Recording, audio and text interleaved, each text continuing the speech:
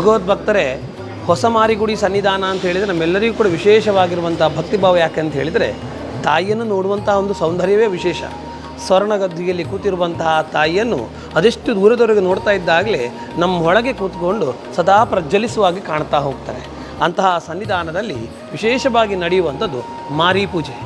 ಮಾರಿ ಪೂಜೆ ಮಾರಿಗುಡಿಯಲ್ಲಿ ಅಥವಾ ಮಾರಿದೇವಿಗೆ ಯಾಕೆ ವಿಶೇಷವಾಗಿ ನಡೀತಾ ಹೋಗ್ತದೆ, ಯಾವ ಉದ್ದೇಶಕ್ಕೋಸ್ಕರ ನಡೀತಾ ಹೋಗ್ತದೆ, ವರ್ಷದಲ್ಲಿ ಎಷ್ಟು ಬಾರಿ ನಡೀತಾ ಹೋಗ್ತದೆ, ಇವೆಲ್ಲದರ ಬಗ್ಗೆಯೂ ನಮಗೆ ಮಾಹಿತಿಯನ್ನು ನೀಡಲಿಕ್ಕಿದ್ದಾರೆ ವ್ಯವಸ್ಥಾಪನಾ ಸಮಿತಿಯ ಅಧ್ಯಕ್ಷರಾಗಿರುವಂತಹ ರತ್ನಾಕರ ಶೆಟ್ಟಿ ನಡಿಕೇರೆ ಅವರು. ಅದೇ ರೀತಿಯಾಗಿ ಈ ದೇವಸ್ಥಾನದ ಮುಖ್ಯ ಕಾರ್ಯನಿರ್ವಹಣಾ ಅಧಿಕಾರಿಯಾಗಿರುವಂತಹ ಶ್ರೀಯುತ ರವಿಕಿರಣ್ ಅವರು ನಮ್ಮೊಂದಿಗಿದ್ದಾರೆ. ನಮಸ್ಕಾರ. ನಮಸ್ಕಾರ. ಭಾಳ ಹೆಮ್ಮೆಯ ಕ್ಷೇತ್ರಗಳು, ಯಾಕಂದರೆ ಬ್ರಹ್ಮಕಲಶೋತ್ಸವದಲ್ಲಿ ಗೊತ್ತಾಯಿತು ತಾಯಿಯ ಕಾರಣಿಕೆ ಎಷ್ಟು ದೂರದವರೆಗಿದೆ ಅಂತ ಹೇಳುವಂಥದ್ದು. ಅಂತಹ ಕಾರಣಿಕದ ಪ್ರದೇಶದಲ್ಲಿ ನಡೆಯುವಂಥದ್ದು ಮಾರಿ ಪೂಜೆ. ಮಾರಿಗುಡಿಯಲ್ಲಿ ಅಥವಾ ಮಾರಿಯಮ್ಮನಿಗೆ ಮಾರಿ ಪೂಜೆಯ ವಿಶೇಷತೆ ಏನು? ಎಲ್ಲರಿಗೂ ನಮಸ್ಕರಿಸುತ್ತಾ, ಮಾರಿ ಪೂಜೆಯಲ್ಲಿ ಸುಗ್ಗಿ ಮಾರಿ ಪೂಜೆ ಅಂತ ಮಾರ್ಚಿಯಲ್ಲಿ ನಡೆಯುವಂಥ ಮಾರಿ ಪೂಜೆ ವಿಶೇಷ ಮಹಾ ಮಾರಿ ಪೂಜೆ. ತುಂಬ ಲಕ್ಷಾಂತರ ಜನ ಬರ್ತಾರೆ. ಅವರವರ ಕಷ್ಟಗಳಿಗೆ ಶ್ರೀಗುಡಿ ಗಂಧ ಪ್ರಸಾದವನ್ನು ಸ್ವೀಕರಿಸ್ತಾರೆ. ಹಾಗೆ ಅಲ್ಲಿ ನಮ್ಮಲ್ಲಿ ಕೋಳಿ ಮತ್ತು ಕುರಿದ ಒಂದು ಪ್ರಸಾದ ಕೊಂಡೋಗಿ ಅವರು ಮನೆಯಲ್ಲಿ ಹಾಕುವ ಪದ್ಧತಿ ಇದೆ. ಮನೆಯಲ್ಲಿ ಎಲ್ಲ ಹಿರಿಯರಿಗೆ ಬಡಿಸಿ ಹಾಕುವಂಥ ಪದ್ಧತಿ ಇದೆ, ಅದನ್ನು ಮಾಡ್ತಾ ಇದ್ದಾರೆ. ಹಾಗೆ ಮಾರ್ಚಿಯಲ್ಲಿ ಆಗುವಂಥ ಮಾರಿ ಪೂಜೆ ಮಹಾಮಾರಿ ಪೂಜೆ. ಇನ್ನು ಆಟಿ ಮಾರಿ ಪೂಜೆ.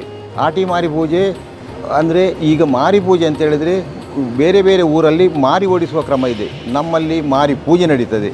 ಆ ಮಾರಿ ಪೂಜೆ, ಆಟಿ ಮಾರಿ ಪೂಜೆ, ವಿಶೇಷ ಮಾರಿ ಪೂಜೆ ಈ ದಿನ ತುಂಬ ಸಂಭ್ರಮದಿಂದ ನಡೀತದೆ. ಇದು ಈ ಮಂಗಳವಾರ ಬೆಳಗ್ಗಿನಿಂದ ಬುಧವಾರ ಸಾಯಂಕಾಲವರೆಗೆ ನಡೀತದೆ. ಇಲ್ಲಿ ಹಲವಾರು ಕಾರ್ಯಕ್ರಮ ಇದೆ. ಅದರಲ್ಲಿ ದೇವರ ಗೊಂಬೆ ಇದೆ, ದೇವರು ಏಳುವುದು, ಅವರನ್ನು ಎಳ್ಕೊಂಡು ಹೋಗುವುದು, ರಥದಲ್ಲಿ ಕುಳಿಸುವುದು, ಬೇರೆ ಬೇರೆ ಕ್ರಮ ಇದೆ, ಹಲವಾರು ಕ್ರಮ ಇದೆ.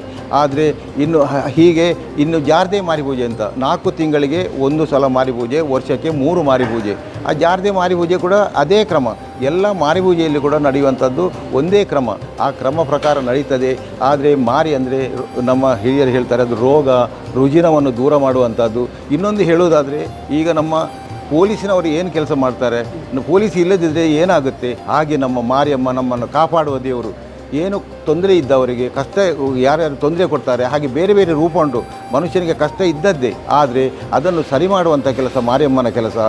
ನಮ್ಮ ಕಷ್ಟಗಳನ್ನೆಲ್ಲ ನೋಡಿಕೊಂಡು ಅವರು ಸಲಹಿಸ್ತಾರೆ, ಎಲ್ಲ ಕಡೆ ಹೋಗ್ತಾರೆ. 1000 ಸೀಮೆಯ ಒಡತಿ ಮಾರಿಯಮ್ಮ.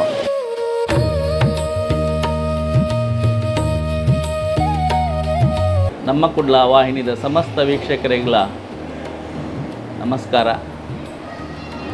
ಕಾಪು ಮಾರಿಯಮ್ಮನ ಸನ್ನಿಧಾನಡು ವರ್ಷಂ ಪ್ರತಿ ಜರಗುನಂಚಿನ ಮೂಜಿ ಕಾಲಾವಧಿ ಮಾರಿ ಪೂಜೆಯಲ್ಲಿ 2ನೇ ತಾಯಿನ ಆಟಿ ಮಾರಿ ಪೂಜೆ ಜಾತ್ರೆ ಇನಿ 28/7/2026 ಮಂಗಳವಾರ ಬಕ್ಕ ಎಲ್ಲೆ ಬುಧವಾರ ದಾನಿ ವಿಜೃಂಭಣೆ ನಡಪೆರೆಂಡು ಊರ್ದ ಪರ ಊರ್ದ ಸಹಸ್ರಾರು ಭಕ್ತರು ಬತ್ತದು ಅಪ್ಪನ ಸನ್ನಿಧಾನೋಡು ಆಗಲ್ಲ ಇಷ್ಟಾರ್ಥಲೇನು ಪ್ರಾರ್ಥಿಸೋ ಒಂದು ಅಪ್ಪನ ಅನುಗ್ರಹ ಪಾತ್ರ ಒಂದು ಪ್ರಸಾದ ಸ್ವೀಕಾರ ಮಲ್ಪೆರೆ ಬರ್ಪಿನಂಚಿನ ಸಮಸ್ತ ಭಕ್ತರಿಗಳ ಬೋಡಾಪಿನಂಚಿನ ವ್ಯವಸ್ಥೆನ ಆಡಳಿತ ಮಂಡಳಿ ಎಡ್ಡ ರೀತಿಯಲ್ಲಿ ಮಲ್ದಂಡು ಒವೇ ರೀತಿಲ್ಲ ತೊಂದರೆ ಇಲ್ಲ ಅವನ್ನಕ್ಕ ಪೊರ್ಲೋಡು ದರ್ಶನ ಅಪ್ಪನ ದರ್ಶನ ಮಲ್ಪೆರೆಗೆ ಎಡ್ಡ ವ್ಯವಸ್ಥೆನ ಮಲ್ದೇರು ಭಕ್ತಾದಿಲು ಮಾತೆಲ್ಲ ಬರ್ತದೆ. ಈ ಒಂಜಿ ಉತ್ಸವನು ಎಡ್ಡ ರೀತಿಯಲ್ಲಿ ಭಾಗವಹಿಸೋದು ಚಂದ ಕಾಣಿಸೋಡು ಬಂದು ಏನೊಂದಿಲ್ಲ.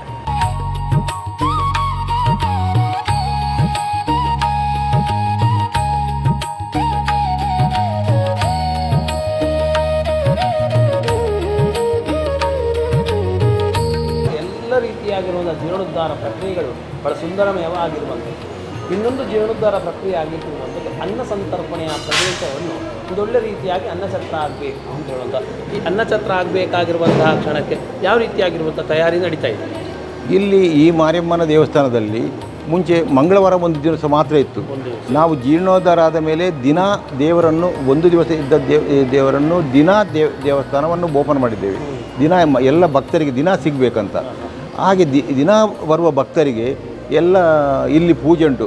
ಬೆಳಿಗ್ಗೆ 7ವರೆಗೆ ಪೂಜೆ, ಮಧ್ಯಾಹ್ನ 12 ಗಂಟೆ ಪೂಜೆ, ಸಾಯಂಕಾಲ 7ವರೆಗೆ ಪೂಜೆ. ಆ ಮಧ್ಯಾಹ್ನದ ಪೂಜೆಗೆ ನಾವು ಭೋಜನದ ವ್ಯವಸ್ಥೆ ಮಾಡಿದ್ದೇವೆ. ಪ್ರತಿದಿನ ಭೋಜನದ ವ್ಯವಸ್ಥೆ ಉಂಟು. ಅದನ್ನು ಅವರು ಸ್ವೀಕರಿಸಿ ಹೋಗ್ತಾ ಇದ್ದಾರೆ. ಭಕ್ತಾದಿಗರಿಗಳೆಲ್ಲರಿಗೂ ನಾವು ಎಷ್ಟು ಜನ ಬಂದರೂ ನಾವು ಭೋಜನದ ವ್ಯವಸ್ಥೆ ಇದೆ. ಅದು ಇಲ್ಲಿ ವಿಶೇಷವಂದರೆ ಮಂಗಳವಾರ ವಿಶೇಷ. ಆ ದಿವಸ ತುಂಬ ಜನ ಬರ್ತಾರೆ. 5,000 ಮೇಲ್ಪಟ್ಟು ಜನ ಭಕ್ತರು ಬರ್ತಾರೆ ಇಲ್ಲಿ. ಅವರಿಗೆ ಹಾಗೆ 3 ಗಂಟೆಗೆ ದರ್ಶನ ಸೇವೆ ಕೂಡ ಇದೆ. ಅದು ಪ್ರಶ್ನೆ ಕೇಳಲಿಕ್ಕೆ ಬರುವವರು ಇದ್ದಾರೆ. ಅವರವರಿಗೆ ಅವರವರ ಕಷ್ಟ ಇದೆ, ಅದನ್ನೆಲ್ಲ ಕೇಳಲಿಕ್ಕೆ ಬರ್ತಾ ಇದ್ದಾರೆ.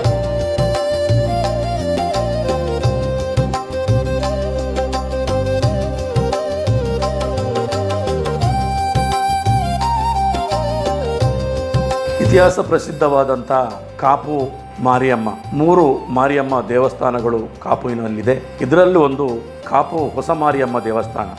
ತಮಗೆಲ್ಲರಿಗೂ ಗೊತ್ತಿದೆ, ನಾಭೂತೋ ಎಂಬ ರೀತಿಯಲ್ಲಿ ಅಭಿವೃದ್ಧಿಗೊಂಡು ಅನೇಕ ಭಕ್ತಾದಿಗಳು ಜಗತ್ತಾದ್ಯಂತ ಈ ಕ್ಷೇತ್ರಕ್ಕೆ ಬಂದು ಅವರ ಅಮ್ಮನ ಕೃಪೆಗೆ ಪಾತ್ರರಾಗ್ತಾ ಇದ್ದಾರೆ. ಇಲ್ಲಿ ಒಂದು ವಿಶೇಷ ಅಂದರೆ ವಾರ್ಷಿಕವಾಗಿ 3 ಜಾತ್ರೆಗಳು ಈ ಅಮ್ಮನ ಸನ್ನಿಧಾನದಲ್ಲಿ ನಡೆಯುತ್ತದೆ. ಅದರಲ್ಲಿ ಒಂದು ದೊಡ್ಡ ಜಾತ್ರೆ, ಒಂದು ಸುಗ್ಗಿ ಜಾತ್ರೆ ಮಾರ್ಚ್ ತಿಂಗಳಲ್ಲಿ ಬರ್ತದೆ. ಅದು ಲಕ್ಷಾನು ಭಕ್ತರು ಅನೇಕ ಜಿಲ್ಲೆಗಳಿಂದ, ಅನೇಕ ರಾಜ್ಯಗಳಿಂದ ಅಮ್ಮನ ಸನ್ನಿಧಿಗೆ ಬರ್ತಾರೆ. ಅದೇ ರೀತಿಯಾಗಿ ಈಗ ಆಟಿ ಮಾರಿ ಪೂಜೆ ಎಂಬ ಒಂದು ಮಾರಿ ಪೂಜೆ ಅದು ಸಂಪನ್ನಗೊಳ್ಳಿದೆ. ಅದು ಸುಗ್ಗಿ ಜಾತ್ರೆಗಿಂತ ಒಂದು 50% ಜನ ಇದಕ್ಕೆ ಕಡಿಮೆ ಇರ್ತಾರೆ. ಇನ್ನೊಂದು ಜಾರ್ದೆ ಮಾರಿ ಪೂಜೆ ಅಂತ ಇದೆ, ಇದಕ್ಕಿಂತಲೂ ಅದಕ್ಕೆ ಒಂದು 30% ಜನ ಕಡಿಮೆ ಇಡ್ತಾರೆ. ಈ ರೀತಿಯಾಗಿ ಒಂದು ತುಳುನಾಡಿನ 7 ಜಾತ್ರೆಗಳಲ್ಲಿ ಒಂದಾದ ಈ ಅಮ್ಮನ ಕ್ಷೇತ್ರದ ಜಾತ್ರೆ ಸಂಪನ್ನಗೊಳ್ಳಲಿಕ್ಕಿದೆ. ಎಲ್ಲ ಭಕ್ತಾದಿಗಳು ಅಮ್ಮನ ಸನ್ನಿಧಾನಕ್ಕೆ ಬಂದು ಅಮ್ಮನ ಕೃಪೆಗೆ ಪಾತ್ರರಾಗಿ ಅಂತ ಹೇಳಿ ಪ್ರಾರ್ಥನೆಯನ್ನು ಮಾಡ್ತಾರೆ.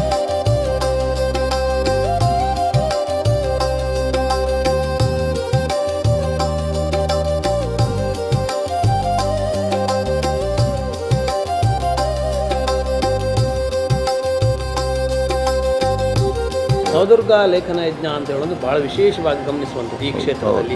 ಅದಕ್ಕೆ ಬೇಕಾಗುವಂಥ ವ್ಯವಸ್ಥೆಗಳನ್ನು ಭಾಳ ಸುಂದರಮಯವಾಗಿ ಮಾಡಿದ್ದೀರಿ. ಭಗವದ್ ಭಕ್ತರು ಹೇಗೆ ಬರೀಲಿ ಅಂತ. ಈಗ ನವದುರ್ಗ ಲೇಖನ ಅಂತೇಳಿದರೆ ಇಲ್ಲಿ ಲಕ್ಷ್ಮಿ, ಸರಸ್ವತಿ, ಕಾಳಿ 3 ರೂಪ ಉಂಟು. 3 ರೂಪ, 1 ಮಾರಿ. ಇದು ಪಾರ್ವತಿಯ ಅಂಶ. ಪಾರ್ವತಿ ದೇವಿಯ 27 ಅಂಶದಲ್ಲಿ ಒಂದು ಮಾರಿ ಆರಾಧನೆ ನಡೆಯುವಂಥದ್ದು ಇಲ್ಲಿ. ಆದರೆ ಇಲ್ಲಿ ಸರಸ್ವತಿ ಇದೆ, ಕಾಳಿ ಇದೆ, ಲಕ್ಷ್ಮಿ ಇದೆ. ಆ 3 ಆ ಸರಸ್ವತಿಯ ಅದು ವಿದ್ಯೆ ಕೊಡುವಂಥದ್ದು. ಹಾಗೆ ನಾವು ಏನು ಮಾಡಿದ್ದೇವೆ, ಇಲ್ಲಿ ಎಲ್ಲ ಭಕ್ತರ ಒಂದೊಂದು ಲೇಖನ ಇರಬೇಕು. ನಮ್ಮಲ್ಲಿ ಕೂಡ ಒಂದು ಲೇಖನ ಇರಬೇಕಂತ ನವದುರ್ಗ ಲೇಖದ ಪುಸ್ತಕವನ್ನು ನಾವು ಪ್ರಕಟಿಸಿದ್ದೇವೆ. ಆ ನವದುರ್ಗ ಲೇಖನವನ್ನು ಈಗ ಹಲವಾರು ಭಕ್ತರು ಬರೆದಿದ್ದಾರೆ. ನಾವು ಎಲ್ಲ ಅದನ್ನು ಇಟ್ಟಿದ್ದೇವೆ. ಅದರಲ್ಲಿ ಮುಖ್ಯ ಅಂತ ಹೇಳಿದರೆ, ಈಗ ಅವರು ಬರೆದ ಪುಸ್ತಕ 1.5 ವರ್ಷ 2 ವರ್ಷ ಅವರ ಮಗ, ಮೊಮ್ಮಗಳು ಎಷ್ಟು ವರ್ಷ ಬಂದರೂ ಆ ಪುಸ್ತಕ ಇಲ್ಲೇ ಇರ್ತದೆ. ಅವರಿಗೆ ಅದರಲ್ಲಿ ಒಂದು ನಂಬರ್ ಕೊಟ್ಟಿದ್ದೇವೆ ನಾವು. ಆ ನಂಬರನ್ನು ನೋಡಿದರೆ ನಮ್ಮ ಪುಸ್ತಕ ಇಲ್ಲಿ ಇದೆ ಅಂತ ನೋಡಲಿಕ್ಕೂ ಕೂಡ ಉಂಟು. ಅವರಿಗೆ ನನ್ನ ಅಜ್ಜ ಬರೆದಿದ್ದಾರೆ, ನನ್ನ ತಂದೆ ಬರೆದಿದ್ದಾರೆ, ನನ್ನ ತಾಯಿ ಬರೆದಿದ್ದಾರೆ. ಹೀಗೆಲ್ಲ ಅದರಲ್ಲಿ ಎಲ್ಲ ನಮ್ಮ ಏನು ಕಷ್ಟ ಇದ್ದರೂ ಆ ಕಷ್ಟವನ್ನು ನೆನೆಸಿಕೊಂಡು ದೇವರ ಎದುರಿಗೆ ಆ ಪುಸ್ತಕವನ್ನು ಬರೆದು ತಂದು ಕೊಟ್ಟರೆ, ಇಲ್ಲಿ ವರ್ಷಕ್ಕೆ 1 ಸಲ ನವರಾತ್ರಿ ಸಮಯದಲ್ಲಿ ಪೂಜೆ ಕೂಡ, ವಾಗೇಶ್ವರ ಪೂಜೆ ಕೂಡ ನಾವು ಮಾಡ್ತೇವೆ. ಅದರಲ್ಲಿ ಎಲ್ಲರಿಗೂ ಒಳ್ಳೆಯದಾಗಿ ನಾವು ಕೇಳ್ತೇವೆ, ನೀವು ಪುಸ್ತಕ ಬರೆದ ಮೇಲೆ ಹೇಗೆ? ನಮಗೆ ಒಳ್ಳೆಯದಾಗಿದೆ. ಇಲ್ಲಿ ಒಳ್ಳೆಯ ಮಾತು ಕೊಡ್ತಾರೆ ಅವರು, ಇಲ್ಲಿ ಬಂದು ಭಕ್ತರು. ಒಳ್ಳೆಯದಾಗಿದೆ ನಮಗೆಲ್ಲ, ನಾವು ಪುಸ್ತಕ ಬರೆದಿದ್ದೇವೆ, ನಮ್ಮದು ಕೂಡ ಇಲ್ಲಿ ಪುಸ್ತಕ ಉಂಟು ಅಂತ ಹೇಳುವ ಪದ್ಧತಿ ಇಲ್ಲಿತ್ತು. ನಾವು ಕೇಳ್ತಾ ಇದ್ದೇವೆ. ನೋಡ್ತಾ ಹೋಗ್ಬೋದು, ಭಗವದ್ವ ವಿಶೇಷವಾಗಿರುವಂಥ ದೇವರ ಆ ಒಂದು ಕೃಪೆಯ ಮೂಲಕವಾಗಿ ಎಲ್ಲ ರೀತಿಯಾಗಿರುವಂಥ ಕಾರ್ಯಗಳು ಕೂಡ ಸಾಂಗವಾಗಿ ನಡೆಯುವಂಥದ್ದು. ಹಾಗಾಗಿ ಇವತ್ತಿನ ವಿಶೇಷವಾಗಿರುವಂತಹ ಮಾರಿ ಪೂಜೆಯ ಬಗ್ಗೆ, ಅದರೊಟ್ಟಿಗೆ ನವದುರ್ಗಾ ಲೇಖನ ಯಜ್ಞ ವಿಶೇಷವಾಗಿ ಅನುಗ್ರಹ ಆಗಿರುವಂತಹ ಯಜ್ಞ, ಆ ಯಜ್ಞದ ಬಗ್ಗೆ ಸಂಪೂರ್ಣವಾಗಿ ಮಾಹಿತಿ ನೀಡಿದ್ದಕ್ಕಾಗಿ ನಮಸ್ಕಾರ.